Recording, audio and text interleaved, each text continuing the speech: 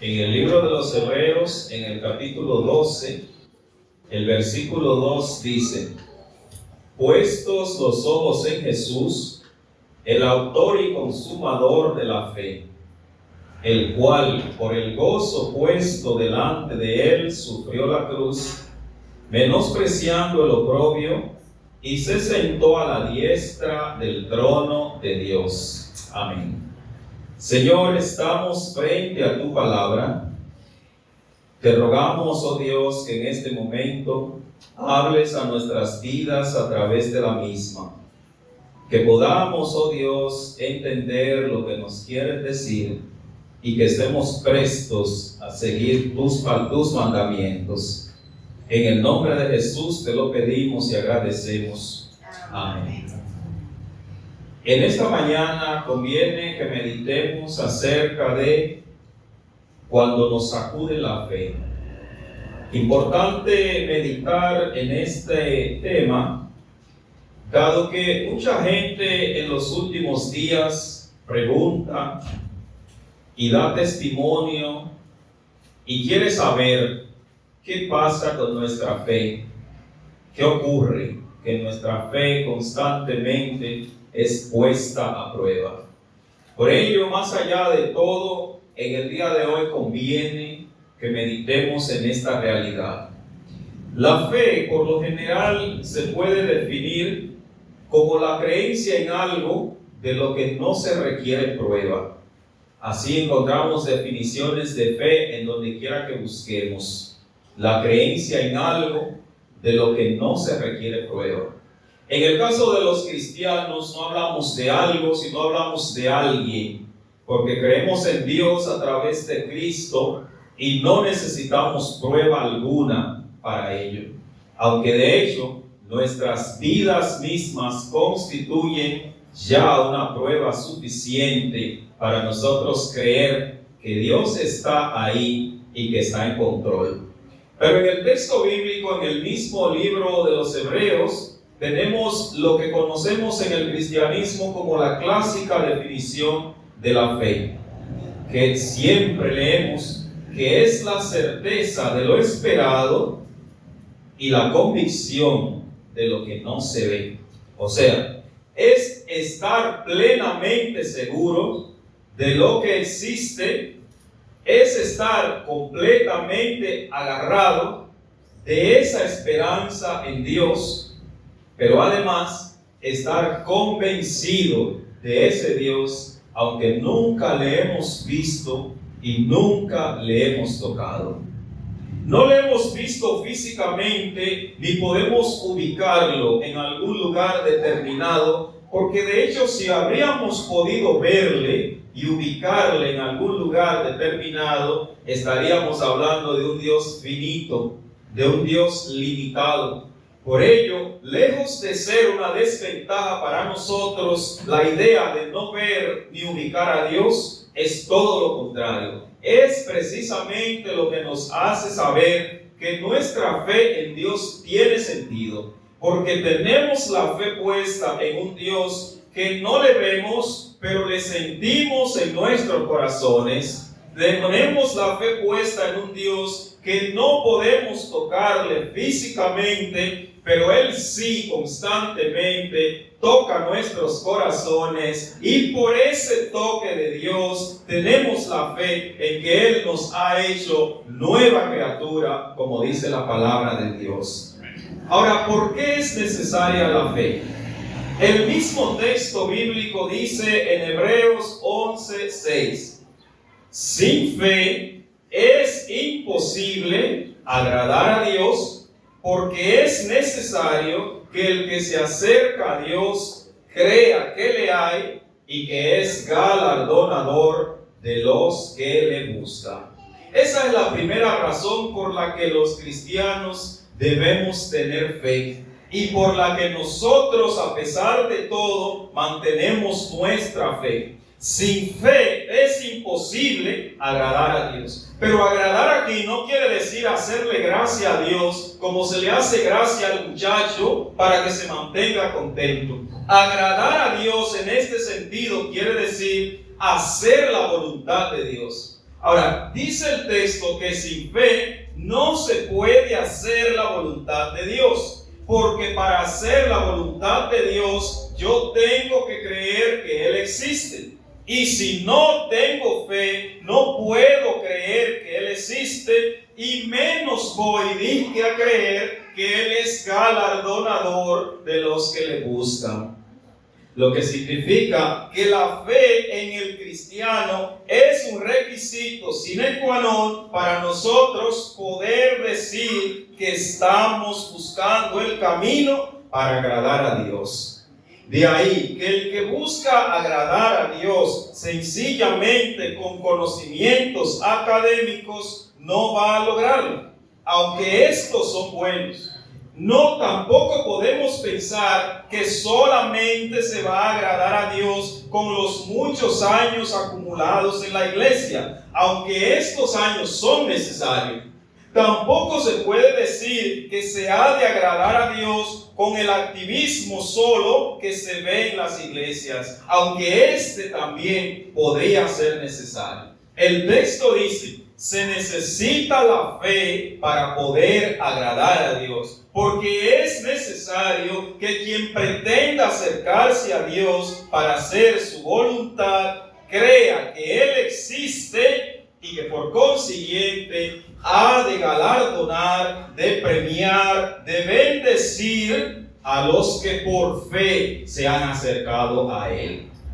También es importante la fe, hermanos y hermanas, porque por la fe opera en nosotros la gracia salvadora de nuestro Señor Jesucristo. Aunque la gracia está servida y está dada como un regalo que se coloca para que todo el mundo acceda a él mismo, no hay forma de que esa gracia opere en nosotros si no se ha cumplido ese requisito de la fe. Por eso dice el apóstol: por gracia soy salvo, pero dice por medio de la fe. Es decir, es por la gracia de Dios. Pero si yo no creo, por eso Jesús constantemente decía: tu fe te ha salvado.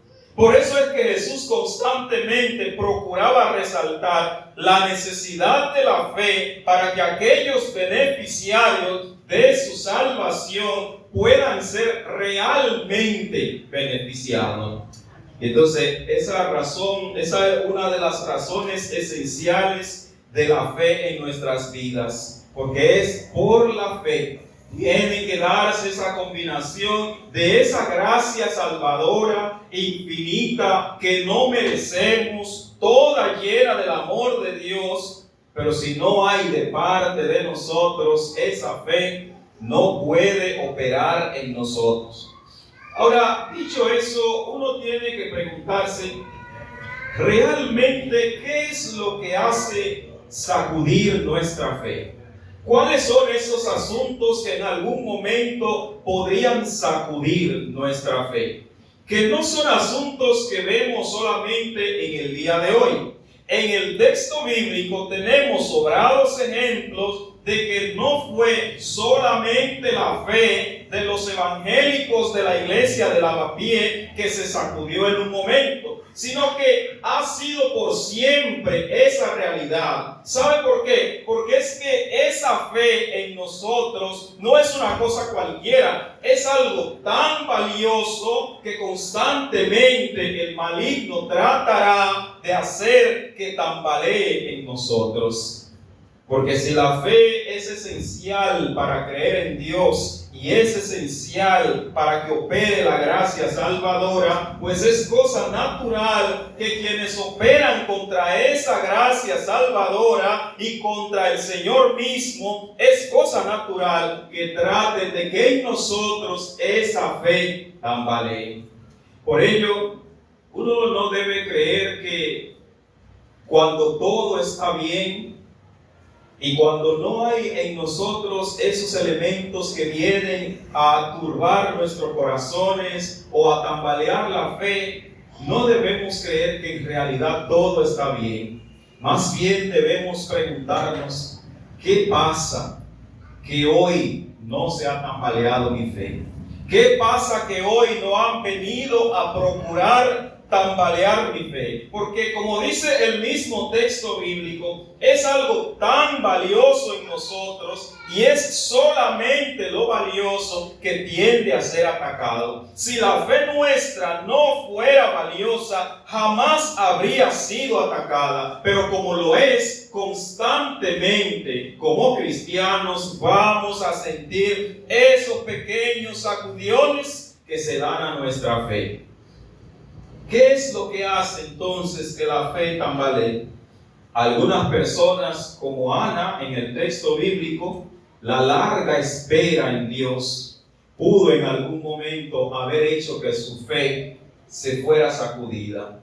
Recuerde, por ejemplo, que ella esperó tanto y fue objeto de la burla y duró tanto tiempo esperando en lo que el Señor iba a hacer, que constantemente estaba llorando. Y esa situación de esa larga espera, que es común también en nosotros, cuando la larga espera nos turba, podríamos también sentir que en algún momento determinado somos turbados en el corazón.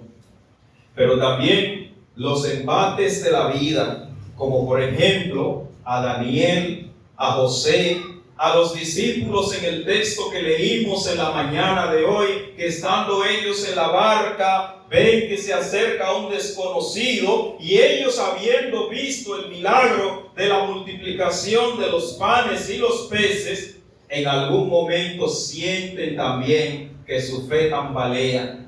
Pero también la duda cuando llega a nosotros, como llegó a Tomás, que después de haber caminado tanto tiempo con Jesús y haber escuchado que Jesús resucitaría, cuando se le dice que él incluso estuvo en el grupo, él mismo dice: si no lo veo, no creo.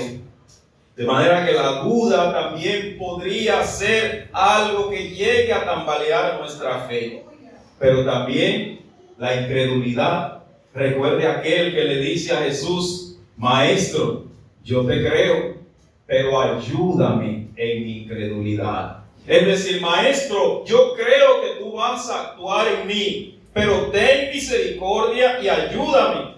Pero además de eso, tambalea nuestra fe con frecuencia los hechos aberrantes que cometen algunos siervos de Dios, como el caso que leímos en el Antiguo Testamento de cómo David fue dejado tentar por el maligno y actuó contra la voluntad de Dios. Pero también los hechos aberrantes que vemos en el día de hoy, que de hecho no son nuevos. Los tenemos en el texto bíblico y el mismo texto bíblico nos hace saber que en los postreros días llegará toda suerte de cosa que atentará contra la fe que tenemos en Dios. Lo que quiere decir, hermanos y hermanas, que siempre ha habido y siempre habrá, como se establece en el texto bíblico, elementos que intentarán que nuestra fe sea derribada. Y si eso es así, hermanos y hermanas, ¿cómo nos damos cuenta en realidad de que nuestra fe está siendo tambaleada? Bueno, la falta de voluntad de estar ante la presencia de Dios, ya sea a través de la oración, del texto bíblico o la participación en la congregación. Cuando estos elementos son constantes, cuando esta falta o esta falta de voluntad es constante en nuestra vida, sin duda constituyen ellos una alarma para saber que de algún modo ya mi fe está siendo tambaleada. Cuando hay que recordarme constantemente que dependemos de Dios, que hay que buscar su rostro, que hay que conocer su voluntad en el texto bíblico, que debo congregarme, cuando hay que estar constantemente recordándomelo, ello ya constituye una alarma de que debo revisar porque mi fe podría estar siendo tambaleada. Pero también cuando necesitamos buscar argumentos vanos para justificar nuestra fe, porque la fe que tenemos en Dios no requiere de argumentos para justificarla, porque de hecho nuestras vidas mismas y lo que el Señor ha hecho en nosotros ya es suficiente para saber que Él es real. Pero cuando necesitamos estar buscando argumentos vanos y estar escarbando para poder demostrar que realmente tenemos esa fe, probablemente los primeros que estemos dudando de esa fe seamos nosotros mismos. Y lamentablemente, hoy hay demasiada gente buscando argumentos que Dios no nos ha pedido, tratando de dar explicaciones que Dios no ha solicitado, tratando de dar explicaciones bíblicas sobre cosas que el mismo Jesús dijo. Ni siquiera los ángeles del cielo que están allá saben cómo es. Y esa es ya una alarma que nos hace saber que necesitamos revisar si realmente estamos buscando a Dios por fe, o por entretenimiento, o por costumbre, o por cualquier otra cosa. Pero también, cuando hay entre nosotros esa ida y venida entre distintas iglesias, que hoy estoy aquí y mañana estoy allá, y me fui de aquí porque lo que me dijeron no gustó, y cuando llegué allá no me quedé porque el aire era muy frío, y cuando llegué a la otra no me quedé porque los hermanos son muy mayores, y en aquella me fui porque tocan demasiado fuerte, o de aquella me fui porque el pastor es muy muchacho, o de aquella me fui porque el pastor habla muy largo. Cuando estamos en ese ir y venir, ya estamos con ello mostrando que nuestra fe está tambaleando entre nosotros, porque el mismo texto bíblico dice: el que ha puesto su mano en el arado y mira para atrás, y ese mirar para atrás podría ser por falta de voluntad, por la búsqueda de argumentos, o por la inestabilidad de estar hoy aquí y mañana allá. Dice el texto: el que mira hacia atrás no se puede llamar mi discípulo. Pero además dice el texto bíblico: el que esté firme, mire que no caiga. Y ese mire es como cuando nuestros padres decían: voy a dejar esos 20 pesos ahí, miren que no le pongan las manos. Él no está diciendo miren porque son ciegos, porque él sabe que está mirando. Es: tengan cuidado el que esté firme, que no caiga. Porque el Señor sabe que en los tiempos que vivimos hay muchos distractores que podrían atentar contra nuestra fe. Ahora, si realmente esto sucede, ¿qué debe suceder en nuestra vida cuando intentan sacudir nuestra fe? Bueno, el texto que leímos tiene una respuesta contundente. Ese texto que está en Hebreos 12, versículo 2, que dice: puestos los ojos en Jesús. Esa es la clave. Puestos los ojos en Jesús.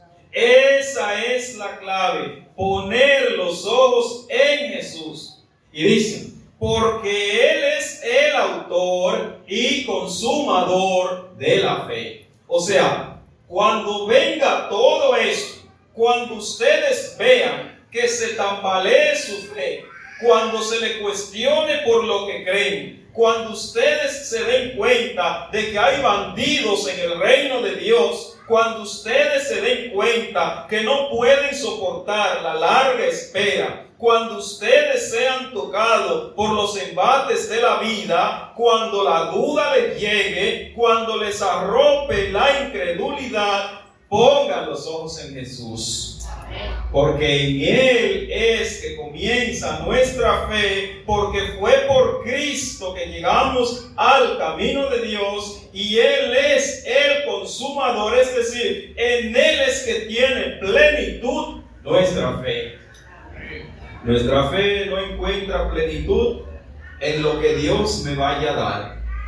Por eso, cuando la espera sea muy larga, miro a Jesús, porque me doy cuenta que no creo en Dios por lo que Él me vaya a dar, sino por lo que Él ya es para mí. En el Antiguo Testamento hay un ejemplo que siempre hay que citar en estos casos. Los jóvenes hebreos fueron llevados a Babilonia. El rey levantó una estatua y dijo: hay que adorarla cuando suenen los instrumentos.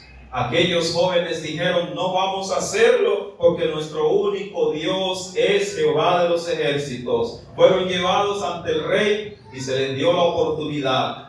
Cuando suenen los instrumentos, ustedes se postran, se anula el castigo. Y ellos contestaron: no, rey, no vamos a postrarnos porque creemos que Dios puede liberarnos del horno de fuego. Pero escuchen esto: incluso si Él no nos libra, como quiera se hará su voluntad. Y es que, hermanos y hermanas, los cristianos tenemos que entender que la fe en nuestro Dios no depende de lo que Él nos vaya a dar. Por eso la larga espera en el Señor no debe minar tu fe. Al contrario, esa fe, mientras más esperamos, más se debe fortalecer y más debemos creer en eso, en ese Dios, porque es mucho más lo que Él me ha dado que lo que yo estoy esperando. Pero también la fe tampoco debe depender de si somos turbados, de si somos tentados, de si somos probados. Pero tampoco la fe debe dejarse minar por la duda, ni debemos dar lugar a la incredulidad en nosotros, y mucho menos porque 2 o 3 hayan decidido coger para charlatanería el reino de Dios. Porque si es a Jesús que vamos a mirar, Jesús nunca ha sido charlatán. Si es a Jesús que vamos a mirar, Jesús nunca ha sido engañador. Si es a Él que vamos a mirar, Jesús nunca ha sido abusador de menores. Si es a Jesús que vamos a mirar, Jesús nunca ha usado este reino para enriquecerse. Al contrario, el mismo Jesús a través de este reino dijo: aprendan de mí, que soy manso y humilde de corazón. Y cuando ustedes aprendan eso, hallarán descanso para su alma. Mis hermanos y hermanas, el cristiano que en el día de hoy cierra los ojos ante la realidad está cogiéndose a sí mismo de relajo, porque no podemos ignorar que igual que en aquellos tiempos, y tal como dice el texto bíblico, nuestra fe constantemente es sacudida. Pero mientras más sacude nuestra fe, más fuerte debemos estar agarrados de Dios. Más profunda debe ser nuestra búsqueda del Señor. Más sincera debe ser nuestra devoción al Señor. Y con esa sinceridad al Señor, incluso llegaremos a demostrar al mundo que aunque otros caigan o se devuelvan, todavía hay pueblo para batallar en el nombre del Señor. Aunque otros decidan tomar otro camino y aunque otros decidan llenarse los bolsillos, todavía hay una iglesia que por la fe en Dios está a favor del pobre. Mientras otros deciden manipular la mente y el corazón, hay que demostrar que por la fe en Dios hay una iglesia que mira a Jesús y todavía está a favor de esa vida en abundancia que ha venido a traer el Señor. Amén. Porque mis hermanos y hermanas, lo que viene de aquí en adelante, de cierto que es mucho mayor que lo que hemos visto. Preparémonos para ver de todo, incluso en lo que algunos han dicho que es el altar del Señor. Prepárense para ver de todo en lo que algunos llaman ministerios. Prepárense para ver de todo de parte de aquellos que se llaman pastores, ministros, profetas, sacerdotes, apóstoles, querubines. Preparémonos para ver de todo. Pero mientras todo eso sucede, preparémonos más bien para, como dice el texto, puestos los ojos en Jesús, el autor y consumador de la fe. Porque todos los seres humanos fallamos, pero Cristo nunca falla. Todos los seres humanos podrían sucumbir ante la tentación, pero Cristo es ejemplo de que fue tentado y no fue vencido por la tentación. Cristo es el ejemplo de que en medio del pecado Él no fue contaminado por el pecado. Y así debe ser, hermanos y hermanas, la iglesia del Señor, que mira solo al Señor y que, como cantamos, aunque tronos y coronas puedan perecer, la iglesia de Cristo firme habrá de ser, porque la promesa nunca faltará. Así que, hermanos y hermanas, cuando se sacuda nuestra fe, ya sea por la duda, ya sea, hermanos y hermanas, por la incredulidad, ya sea por la charlatanería de algunos, ya sea por la larga espera, ya sea porque Dios incluso no ha hecho como creíamos, cuando se tambalee nuestra fe, la respuesta es clave: puestos los ojos en Jesús, el autor y consumador de la fe. Muchas gracias te damos, Señor. Gracias por tu palabra. Te rogamos que sea en nuestros corazones palabra de verdad y que en ti estemos siempre solamente confiados. Muchas gracias en el nombre de Jesús. Amén.